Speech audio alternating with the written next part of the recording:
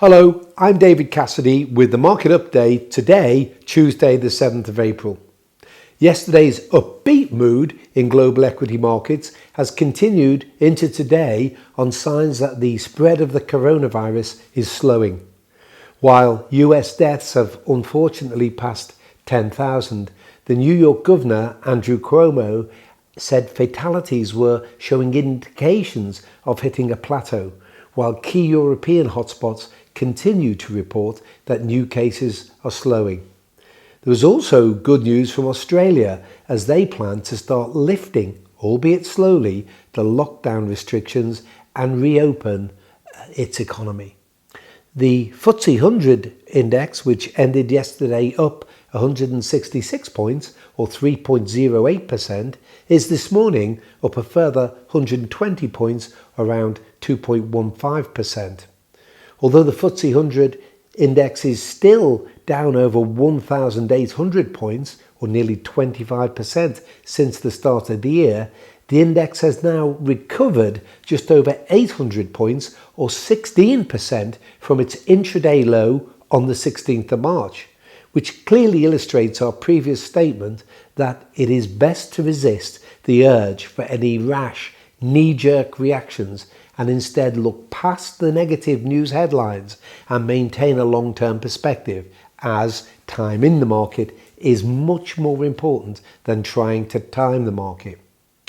We've also repeated many times in these updates that equity markets hate uncertainty, and the coronavirus outbreak is a big uncertainty. And so, with the spread of the coronavirus now appearing to be under control, equity markets can now start to focus on the light at the end of the tunnel. Although the economic impact from the coronavirus outbreak will be negative, we believe it will also be short-lived. Once the lockdowns start to be lifted, we should start to see a V-shaped economic recovery rather than a prolonged and deep downturn, given the stimulus measures that governments and central banks have provided.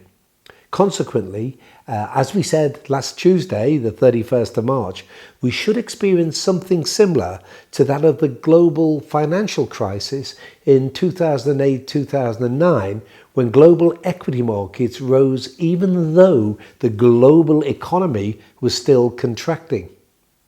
Now, as this is the start of the new tax year, we've had a number of clients asking if they should be taking advantage of their £20,000 ISA allowance by adding to their portfolio. Well, from a market perspective, now may be a good time to act. However, as always, you should speak with your advisor first to ensure that it is personally suitable to you, and you can do this by using the details found in your email.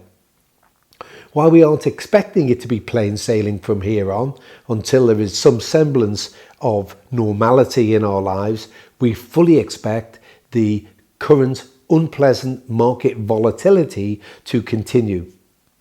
Interestingly, according to data from Bloomberg, there were 1,129 daily swings in excess of 2.5% in US equities over a 120-year period between January 1900 and the 24th of February this year.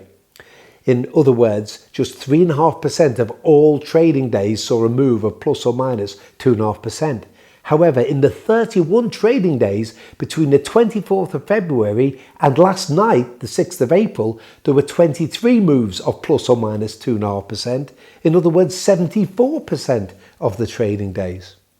However, our risk management processes mean that we drip feed clients new investments into the market, typically over a 3-month period, because we believe drip feeding approach is beneficial for clients as it gives the investment team the flexibility to recognise and be proactive to changing market opportunities by speeding up or slowing down the level of investment, and it can lessen the risk of a client investing a large amount in one day at the wrong time.